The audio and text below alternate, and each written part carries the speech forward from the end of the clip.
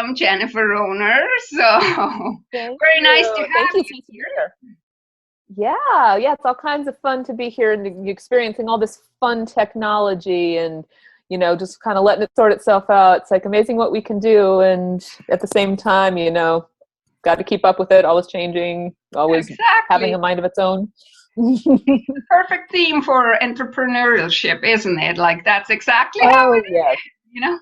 Yeah, All these roadblocks you exactly. didn't expect, and then you have to juggle and try to get them fixed. So Yeah, exactly. I think that's where the customer service comes in because that's one thing you just still need to come through with is taking care of your people, even if your autoresponders don't work. So yeah, some things don't change in business. yeah. So tell us a little bit about you. I know you just quit your corporate job and started your exciting Yeah, journey I into being did. your own boss. So, where do you come from? What is your background?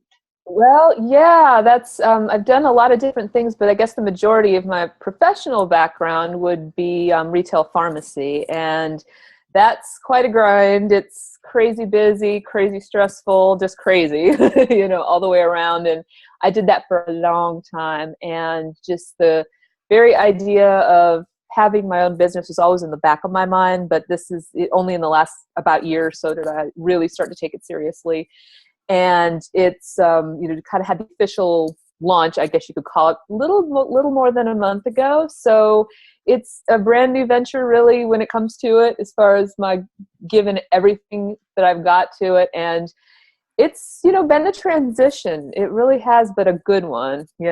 So that's kind of where I'm at with everything right now. But yeah, it was just so crazy. I think the craziest thing is going from having everybody tell you what to do all the time, where to be and when, and what the rules were, and la la la. And then you wake up one morning and boom, it's all up to you. It's like, Yeah, wow, yeah, okay, so what do I do now?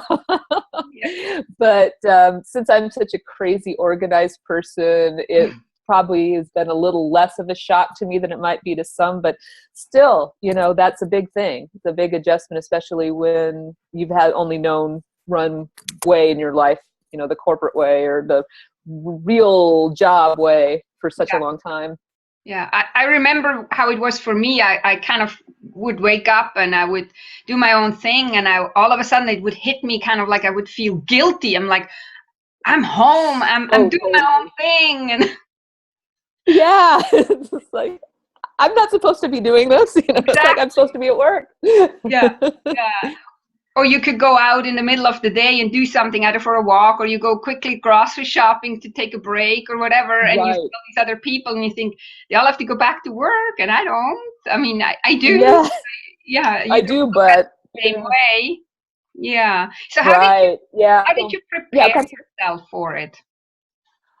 I actually started structuring my days, especially my days off and weekend days, just as kind of have this little trick that I tell, so a lot of my clients too that are looking to make that journey, make that transfer, is just to try it out just as like a mock day. For instance, let's say, what would you want your day to be like when you're finally out and doing your own thing, and say, okay, this is the time that I spend on social media, X number of minutes or hours or whatever. This is what I create. This is when I plan to meet clients and so on, and just give it a go and see how it works and see how it feels.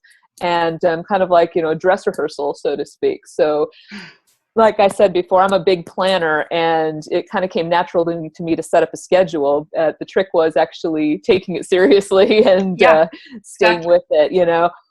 But that's one thing I've been good at, but not everybody's like that. So I always recommend that, maybe just take a vacation day from your job, take a weekend, get a sitter for the kids if you have kids, and try it out, see how it feels, and give it maybe a day or two if you can, and see what it would, kind of give you a chance to test the watch and see what your day would really be like, and, what works, what doesn't, that sort of thing. But that was kind of what I did, just kind of like a mock day in the life of me and how I really, really wanted my days to be. So, Mm-hmm. Yeah. and I think that's a good thing to shoot for too, is because when you are in business for yourself, it really is about, planning something that really works for you, as well as something that's going to, serve your business and help you, of course, obviously bring in the clients and the money, but also too, it's about just creating it your way as well. So, kind of trying to balance those two things is a kind of part of it, I think. Yeah. Well, but that sounds like a really good tip. And so you made a good comment. You said it's kind of hard to stick to it or take it serious. So you have a tip around that. Right. Serious, because I mean, we can plan all we want, like we can have budgets too, and we can say, okay, next month I'm not going to spend $500 on clothes anymore or whatever it is. And then right. that piece, and you waited for that piece for whatever, and it costs more, and then you just say, oh, whatever, I'm my own boss, I can do whatever I want, kind of thing. So how take it serious? Yeah, that's true, because I think that it's really hard to know until you actually jump in there and do it, and just really, pull the plug on whatever it is that you were doing before. And that's part of the reason why I was so bent on, getting out by the end of this year, no matter what situation I had business-wise, because it just was time for me personally to jump in and just do it and see how it goes. Because I mean, I can't really tell everybody how and when, or exactly what is the perfect time for you to leave your corporate job, because it's so different for everybody. I mean, everybody has different considerations and concerns. Maybe you have a family, maybe you have, debt you're paying off, maybe this, maybe that. But for me, it just was more important that I cut the cord with the corporate job. For some people, it's more important to take care of certain things before they do that. It just depends on you. But I will say this, I mean, you really don't start taking it seriously 100% until it becomes real. Mm-hmm. I don't think, anyway. I mean, I've seen little evidence of much else, Mm-hmm. Yeah, that's true. And I think it has a lot to do with discipline. So you actually, without if you're not a very disciplined person, you're going to have a hard time, because you're just going to be all over the place and not get anything done. Or like, you can't be somebody that just binge watches then some shows on TV all day and thinks, that's a nice life as an entrepreneur. That doesn't work. So right. Yeah, definitely. It's like those little memes that you've probably seen around the internet, where it's just like, what my mom thinks I do, what my friends think I do, what the world thinks I do, what I really do. It's kind of like that. I mean, it's just it's going to be a lot harder than a lot of people think, I really think, to get going. But at the same time, it's totally doable. It just depends on how much you're willing to give it. And I put up actually some blog posts that I have coming out in a couple of weeks. And also too, I've been circulating it around a lot of my Facebook groups. There are, a lot of people think that, being in business for yourself is hard, but I'd be willing to bet that just about everybody out there has done something that is really hard and made it work. So, if you've done, maybe you've gone through college, maybe you've been in a stressful job, maybe you've raised a family, all those things are hard, but you can do them. It just depends on what it is you want, and if it's worth it to you. It's just another hard thing to do, but you can do it. So I don't ever consider that a deterrent, It's like, so it's going to be hard. La-di-da, a lot of things are hard. Yeah, that's true. That's true. And only with hard things in our life, I think, life becomes interesting or exciting. Like, if everything would be easy, and it would be probably a little bit boring. So you need to challenge yourself. Like, you don't need hardship. I'm not talking about hardship, but some challenges and some goals to reach, and some visions to make real, and stuff like that. And whether it's business or private or whatever, you need to you need to challenge yourself a little bit, and then definitely. Yeah, because I think that a lot of times, I know a lot of people that don't like to use that word hard, because it implies, like you said, hardship. I don't see it that way as much. I kind of agree with you in that when I say something's hard, I just mean it's challenging and probably kind of awesome. So, it means it's something, it's like, oh yeah, bring it on kind of thing. It's like, not so much as like, oh, it's going to be awful. It's just like more, it's hard. Oh yeah. Well, that means that when I get it done, it counts for something. Yeah. So so that's just what, like that quote from A League of Their Own, when Tom Hanks said that the hard is what makes it great. Yeah. Yeah, I don't. Yeah. And I've used that one a lot. It's just like, if it was easy, everyone would do it, but it's the hard that makes it great. And I'm like, yep, I agree. Yeah. But anyhow, so it's, so far, I mean, it's been an adventure, and a really nice one. So we'll see what the new year brings. Yeah. Yeah, it's very exciting in the beginning because you figure it all out still, and you try out stuff, put your little toe into the water and see, does this work, to figure out which route to go. And so how did you figure out what you want to offer to the people? I mean, I read on your website you're passionate about helping people to get out of the corporate job and do what they really want to do. How did you figure out that that is your passion? That actually kind of came about pretty organically. I knew, and I just actually kind of wrote about this very thing last week. I'm glad that you mentioned that because it's kind of fresh in my mind. I know so many people that want to start their own businesses and just kind of are spinning their wheels about it and don't know where to begin. And what I want to offer is what I believe is the most important thing that you have to know when you're starting a business. And that is not only, what it's about, but why you're doing it. And it's one thing to, just want a business to be free, to have, be free of the corporate life and everything.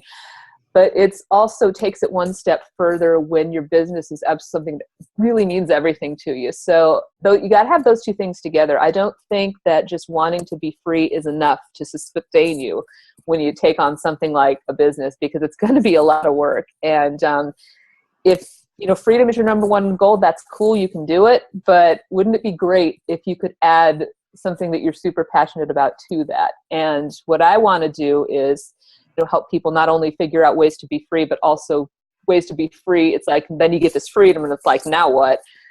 Really living out your purpose and making it a business. I want to combine those two things, because if one of those two elements is missing, I just don't think it's going to work, because I've had that experience myself so many times. I mean, I've dabbled in this business thing for years and tried, a lot of MLMs, and they never worked for me because I really wasn't all that into them, but I was just wanting freedom, and then I tried personal training, which is something I know very well, being a big time athletic person and marathon runner and whatnot.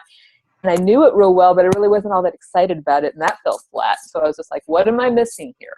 Mm-hmm. And when I finally figured out that it's just the real passion driven by what I believe my purpose to be in life, when it all came together, and I realized I love to inspire people to figure out who they are and make it a business. I'm like, bing, bing, that the proverbial light bulb went off, and I'm like, okay, this is so awesome. I could just talk about it all day. This is what I'm going for. This is what I want to do. And come to find out now, when I'm starting to share a lot more of my my tips, tricks, thoughts around Facebook, around social media, around everywhere else, that there are, people actually coming out of the woodwork and saying, yeah, that's exactly what I feel. And, this is, kind of what I want to hear. Thanks for the push, this, that, and the other thing. So those people are out there, and I want to help, because I don't think there's anything more frustrating than being on the sidelines and seeing other people do what you want to do and being like, oh, I can never do that. Either that on the one hand. Another thing that stops people is too many ideas and too much stuff going on. They can't settle on anything, so they just sit there. Yeah. That's another thing that goes on too. Yeah, so, or they have their own story and say, oh, that you can do that, but I could never do that because, and then there's some weird excuse why, or where they block themselves. Yeah. Right. Oh, that's huge right there. Totally, Connie, is all those excuses, and everybody has one. And even for a long time, I was making them myself. So I've heard them all. I've known them all. I probably used them all too. So, don't try to don't think I haven't heard this before, people. I know what it's like, because I've tried a little of everything, and there's just nothing that beats doing it. So, that's how this all came about. And kind of a long-winded answer, but there it is.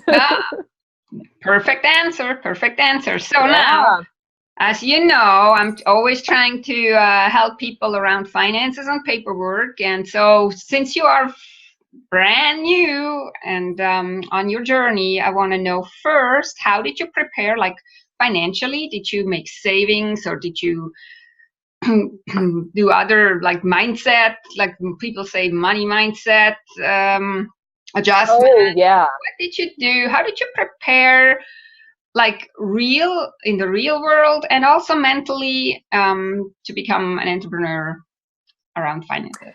Yeah, that's actually really good stuff to talk about.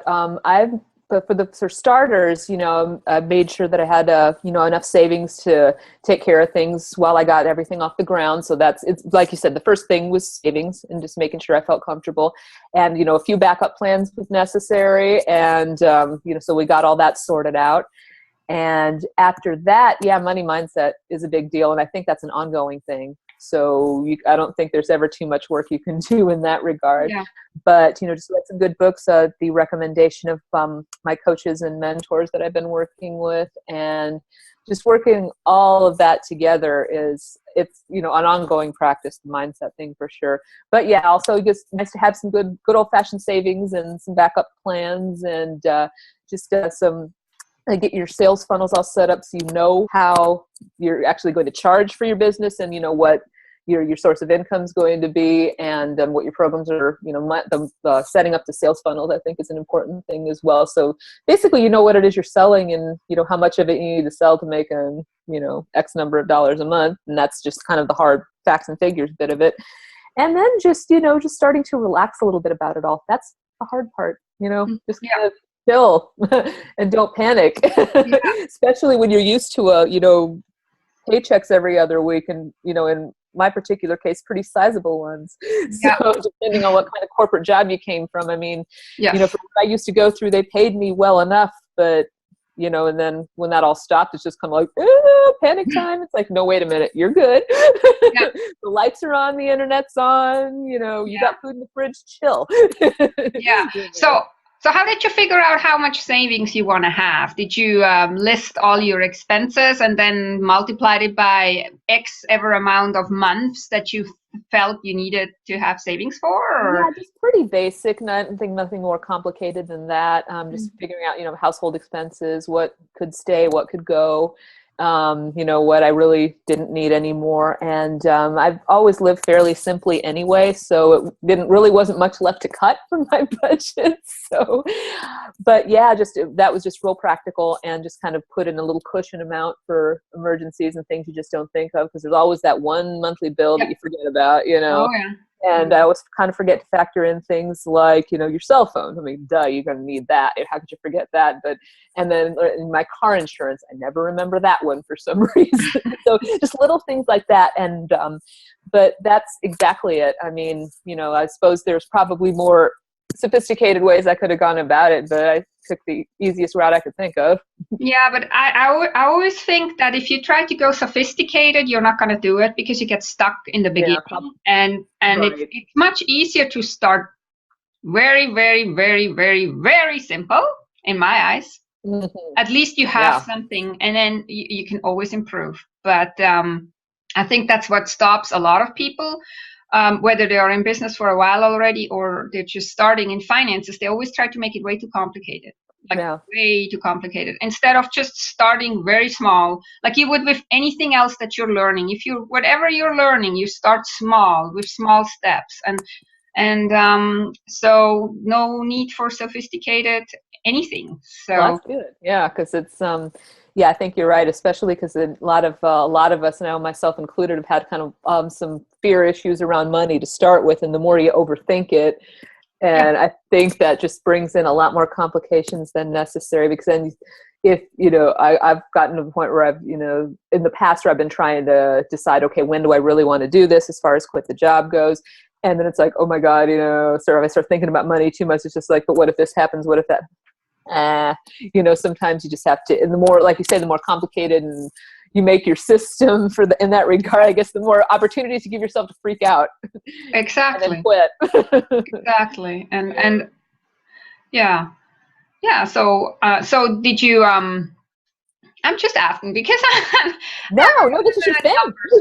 So I'm wondering, so did you now make a full-fledged business plan like they suggest, or did you go more casual? Did you actually have a budget, or do you have more like a vision and some cornerstones, what you want to achieve, or did you go all the way to the end with a nice, wonderful budget that tells you at the end of 2016, I want to be here? Not super fancy, to be honest with you, more just like a vision. Okay. Yeah, and just some some ideas of, how much I would like to make in the new year and where I want this to go, but also have a grand vision and then just smaller steps. Mm-hmm. Just to kind of make all that come about. But as far as a business plan, I guess pretty much my business plan just amounts to, putting the offers together, getting the visibility, reaching out to people and making connections. And that's about as complicated as it gets. I don't know if there's anything in particular I'm missing there, but it's like you said, more of a vision than anything else, and then just practical steps to get seen, to connect with people, networking, all that good stuff. And I've heard a lot lately, it's just the more you talk to people about what you do, the better off you will be overall. Mm-hmm. Because you're getting exposure, you're telling people what you do, getting on people's radar, even if they're not your ideal clients. So, but yeah, that's kind of what it boils down to right now. Yeah, they may have friends that are your ideal clients. You never know. Exactly. Yeah. So how do you then, like, when you like, because I'm always with numbers, so you say you don't have really a budget, so how do you keep track of what you have to pay? Or do you have an Excel file, for example, or do you have it all in your head, or how do you deal with it? As far as the business expenses and whatnot Yes, goes? yeah, because the business has to kind of pay you something so you can pay your rent and your lights and your internet. Yes. Yeah, though it's well, right now it's more like just kind of in my head, kind of I do have like a spreadsheet and that sort of thing, and just to kind of keep track of expenses and what it's going to cost and everything. And it's more personal expenses than business right now.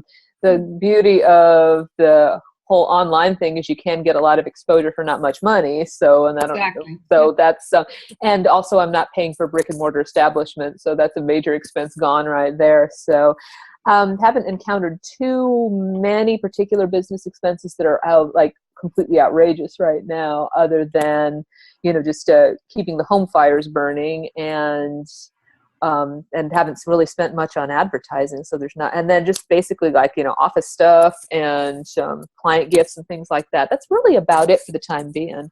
Mm-hmm. But that's probably some place where I could improve as far as that goes, is just keeping track of everything. And also I'm big on saving receipts for tax purposes and all that sort of thing. So that I've been doing for quite a while. And yeah, that's kind of as far as it's gotten right now.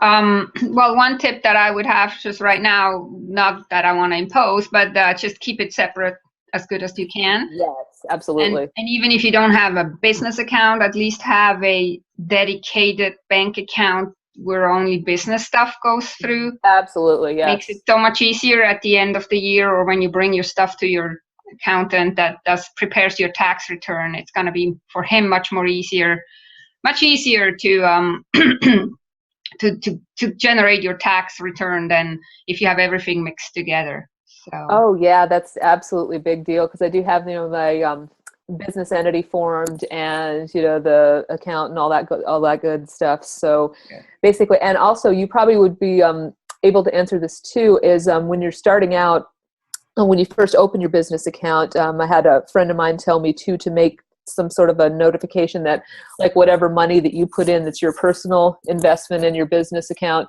to make some sort of an indication that that's actually not income, but that it is like a donation. Or how do you handle that? Like, say I wanted to go down. You call it owner's contribution. Contribution, that's it. Okay. Yeah, and you just, what you try to do, and even in the beginning, that's how it is. You as a private person have to feed or fuel your business, so that's what you do. And this is why it's so important that you have two different accounts.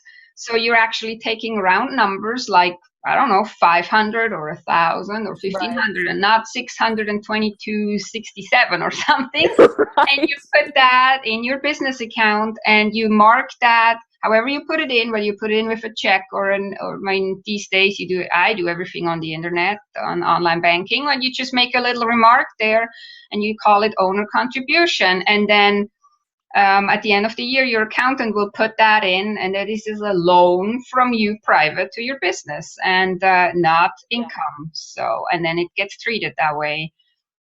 And eventually, when your business makes enough money, the business can pay you that money back, and then it's solved. Yeah. So Yeah, that's because I know I wouldn't have thought of that on my own had she not told me that. And so I think that's yeah. an important thing to keep in mind is but yeah, always keep them separate. Yeah, keep them Absolutely. separate, and of course you're gonna pay in the beginning. It's you private that's gonna pay for stuff, but you have to do that one extra step just to make it clear, because especially if you have your own entity for your business, this is a separate tax entity, so you want to make sure it's Yeah. not all mixed up, and it can become crazy. So, and then Right. it can become difficult, and if you get audited, the tax auditor could say, well, how do I know this is business? But if you should keep it nicely separate, then it's much easier. And yeah, and then put in money in round amounts and fuel the business in the beginning until it can feed itself, basically. Yeah, Yeah. absolutely. And that's what I like about that too, is I think this kind of comes back to mindset in that when you create that business account and, you're putting in, like you say, a loan in there from yourself, it's almost like you're creating a home for money, and Yeah. that you believe in this business and that your money has to have a place to go. So you've created a safe, warm, welcoming spot for it. So that's the Yes. way I like to view it as well. So Yes. Exactly. Exactly. And it also indicates that it's really separate from you. It's, I mean, you're yes. running it, but it is your business. So I'm thinking Yeah. it's also different than when you're spending it. It is not your money, it's your business's money. So you have to Yeah. be smart with it, kind of smarter than with your private money, I would think, because yeah. Yes. It So needs your care. yeah. So Yeah. it has a lot of advantages, like you said, mindset too, and just how you look at the whole thing. If you just mingle Yeah. everything on your private account, then you have no sense of or no pride either that this is your thing and that is your business. Exactly. Like we said before at the very beginning, taking it all seriously. This is like Yes, another indication that you do take it seriously and that exactly. it means something to you and it's worth your time and your care. So yeah, it all Yeah, comes together and that's so funny. yeah, yeah. It is that way. So Yeah. something that I'm curious about is you said you were in retail pharmacy. Pharmacy, So, yeah. yeah. So did like when you went through that education, did that help you in any way to get prepared for um, being an entrepreneur? Like, did it help you, or is it like often? It's I don't know that it did directly. I mean, it's basically what you're doing. The only way I can think of that it really did was helped me in a sense that I got used to listening to people and talking with them and counseling patients. That's really about the only connection I can think of, because with it was so much hardcore learning, in Mhm. school. I mean, you can imagine what the classes were like and just how difficult it was to get through it and learn it all. They did, however, put a lot of emphasis on patient communication and how to effectively talk to people and get them to tell you things so you can help them. And so that's really the only thing I can think of, is that as a coach and a mentor type, those were valuable skills to have. But outside of the rest of it, and that's probably the biggest thing I can think of, the most major contributor to Mhm. what I'm doing now. Not so much in getting the entrepreneurial spirit going on, but No. And more like just getting the coaching and people skills, and communication skills, and that sort of thing. and Yeah. how about organization or finances? They probably don't like. Do they prepare you to maybe have your own Yeah, pharmacy? Or? well, a lot of people actually do go into it wanting that, so they did bring that up from time to time. Was not a huge emphasis on it though. At Yeah, least but not when I was there. I don't know if it's different now because it was a long time ago. I mean, it was a good 15 years ago, but they did actually talk about that to some extent and recommended some money books and this and that, like read the 1 Minute Millionaire and how to, prepare your retirement and whatnot. But it was more based on that, is what to do with your money rather than to what to do if you wanted your own business. Now, it's funny though that you would mention that, because when I'm also a certified personal trainer, and I went through a program that was live, a live in-person program, rather than just getting a certification online. And part of the curriculum at this place, when it was called the National Personal Training Institute, part of the curriculum was all about business, because a lot of people who go into personal training don't want to Yeah. work for a gym. They want to start their own thing. So they covered all that stuff. They covered business entities, personal, business accounts, advertising, the whole bit. We had one little module about nothing but that.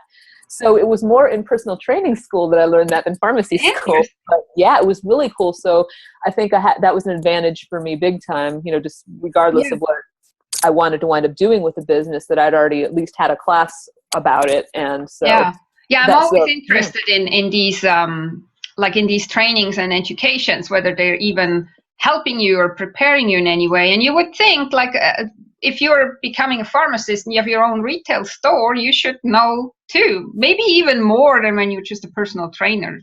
Yeah, the thing is, I think most people, when they go to pharmacy school, they just want to go work for Walgreens and call it a day, so most people do that, and either go to a hospital pharmacy, go to a retail store like a Rite Aid, or, and live in a box for the rest of their lives, God forbid, but, and go to a hospital, and then a handful of people become drug reps. And, supposedly they're the ones that really make the money, but I wouldn't know. That said, most people, there are maybe I would say less than 10% that want their own pharmacy. So that's probably why they don't spend a whole lot of time on pharmacy school. That might be it, yeah. But most people just, getting through the school is enough, and they just wanted to have a job after that and forget about the rest of it. And there's so much involved too with having your own pharmacy, because there's so many laws you got to comply with, so many things that, especially when it comes to controlled substances. And I can't imagine personally, but I did know a couple people in my class that wanted to do it and wound up doing it. So, better them than me. I say go for it. But, I think it's maybe just kind of knowing your audience and what it is that people really show up for. I was surprised to learn too that a lot more people than I expected in personal training school wanted to have their own businesses. I was assuming most people just wanted to get certification and, go teach CrossFit or work at Gold's Gym or what, and be done with it or whatever. But there were a lot more people than I expected that wanted to have their own businesses. So, maybe that's why NPTI was so big on including that in the curriculum. Yeah. Interesting stuff. But that's really good to hear, because I just come across that a lot of people go through all these trainings and then they become certified this or certified that. And most of them are wanting to become self-employed or have their own business, but then they don't know where to start. And I find it is we already in the regular school don't get taught how to use our personal money or wisely. We are taught how to use it, but not how That's the easy part, right? and then you go through all these trainings to become certified, and you still don't know anything. And I think that could be one of the reasons why a lot of people have so much beliefs or stories, and so much fear around money and finances, I'm thinking. Yeah, exactly. Because it's like a big mystery, and it seems scary and overwhelming. And if you have any kind of money mindset issues, like most of us do to some extent, it's you're just afraid to fail and afraid to take a chance because you really don't know. But once you know, and that's what I like so well about reading what you have to write, is that I think you take a lot of the mystery out of it and just show it as, hey, here are the facts. And you always include talk about mindset. So you put a practical and a fun kind of spin on things, and also, tell people what they need to know. So so I love what you're doing in that regard. Wow, thanks for the feedback. Oh, absolutely. It's just so surprising. Like I'm sometimes so baffled how people rather close their eyes and don't want to know, but it's not like you can ignore it. Like even in your private life you have to know. And so what I can't understand is how you can just close your eyes and not want to look. Like it's like driving blind. And I would I would think that's much more scary than actually looking at it. But right, apparently not. Yeah, well, it's cool because when you finally just decide to look at the facts, I've found almost inevitably it's never as bad as you think. There's always something you can do, and you got this. It's okay. But you got to know what you're dealing with before you can do anything about it. And so, exactly. How can the situation ever get better if you're not looking at it and looking where you are, and then see what can I improve to get. If you don't like where you are, then you try to improve and see how you can get where you would like it better. But without looking at it, it's not possible. So Yeah, definitely, yeah. definitely. But yeah, so I think that's just always why I enjoy reading your blog, because the finances are never the first thing I think about, and you always make it, much easier to deal with, I think. So yeah. So Yeah, yeah, it should, kudos for that. yeah. I mean, I always think it's very important, but it shouldn't consume our life. Exactly. So what I'm trying to do is just like, well, just implement it in your day, like casually, like you would Yeah, other things, and don't make a big deal out of it, but do something about it. So absolutely. Yeah. yeah, yeah, yeah. So is there anything that keeps you up at night, or are you all relaxed and Uh, content? And, I would like to think, but just probably the main thing is, am I doing enough? mhm. Am I giving it enough time and effort? Is there something I've missed? Should I really be on social media 24/7 promoting? That's probably the biggest thing, is the good old, I guess they call it FOMO these days, fear of missing out. You just want to be there all the time and hover and hover and hover. And at least I do sometimes. And that's probably the biggest thing that I need to, just relax about, is hovering all the time, looking for results, and, just do what you got to do and then relax, just not worrying that you're not doing enough, because I think it all comes along. You start to kind of realize what it is you need to do once you look at your situation, take a few steps, see how it's going, reevaluate, and then implement, correct course however you need to. But yeah, my biggest worry is always that I'm not doing enough, and I think a Mhm. lot of us probably could had that thought from time to time. Mhm.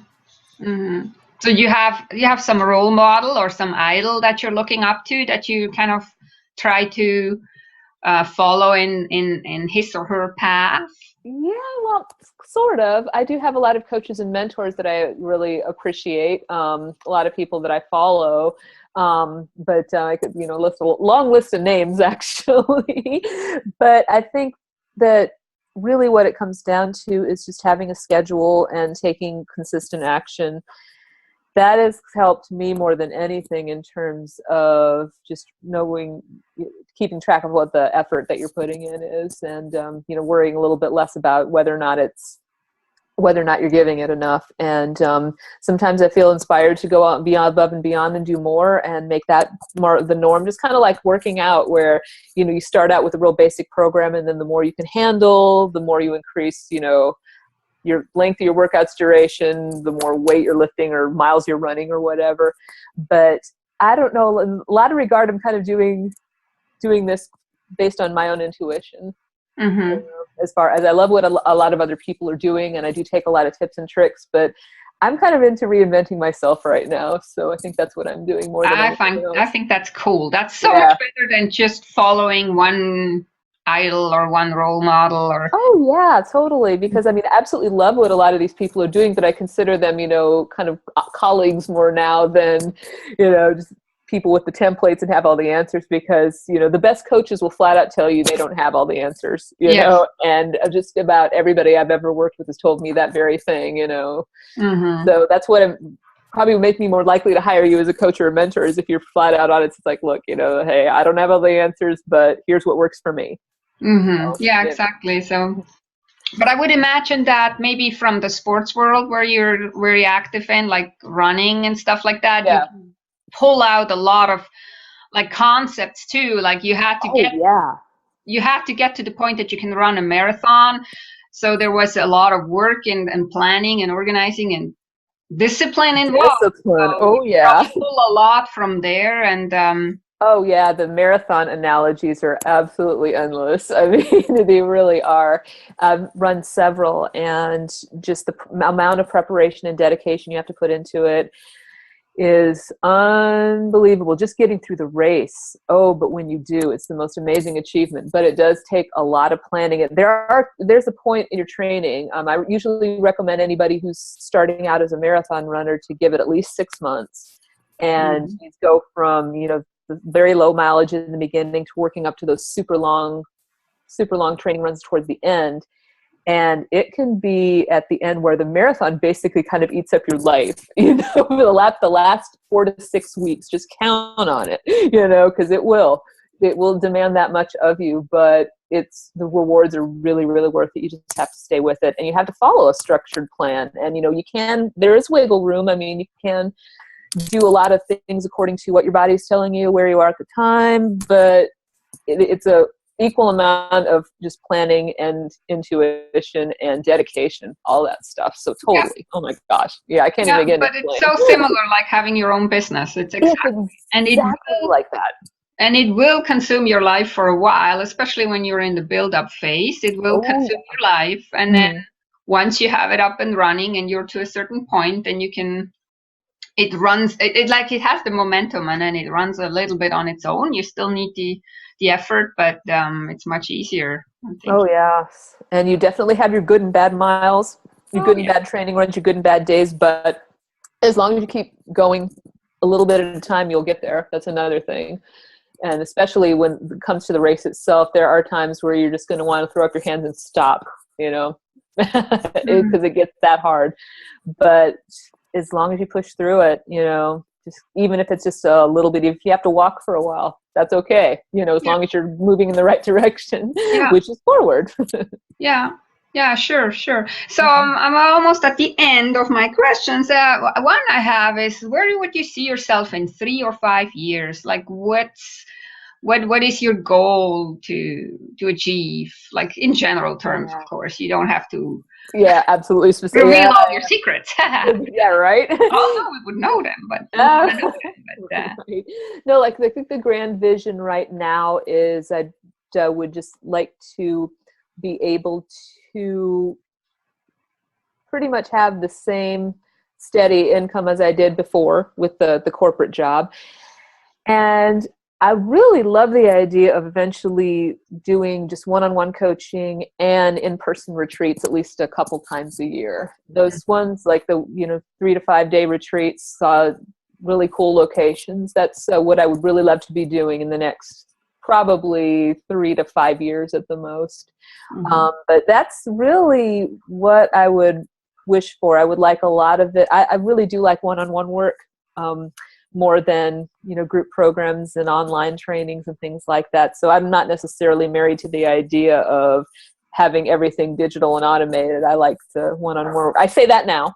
That may change later, but I think it keeps it more personal too. Than absolutely. And I just think that you make more of an impact when you work with people one-on-one and in-person group settings. So that's where I see it right now, is moving that general direction, and just not really having to spend too much time stressing about the figures, and just like you say, keeping an eye on them and making sure everything is running smoothly, but that it's taking care of itself more than it is when you first start. So that's pretty much it at the moment. So anything else that comes along, I will certainly run with it, but that's how I see things. That's where I see things at this time, and that's what makes me happy to think about.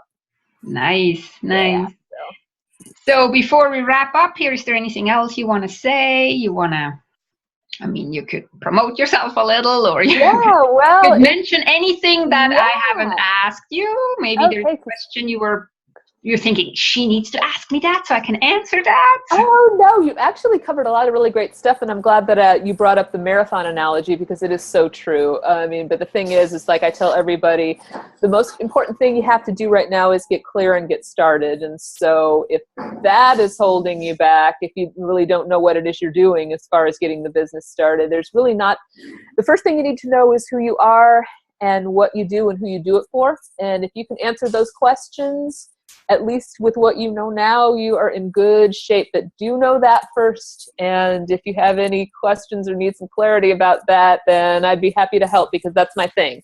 Yeah. So where would they find you if they wanted to find you? I am all over social media, but it's simple enough, jenniferrohner.com. And it's two N's in Jennifer and Rohner. So myname.com, and like I said, all over Facebook and Instagram, and that's the quickest way to find me, though, is the website. So but so just start small and be consistent and take consistent action, and good stuff will happen. Wow, that's a good ending, I would say. Yeah, I I think so. don't say much anymore. Right? Yep. So anyhow, but yeah. Well, thanks for being here. Yes, thank you so much. I appreciate the opportunity to hang out with you for a while and chat in real life. That's always a plus. Yeah, it is. It is. Okay, thanks so much. All right. Thank you so much, Connie. You have a great one. You too. Bye. Bye-bye.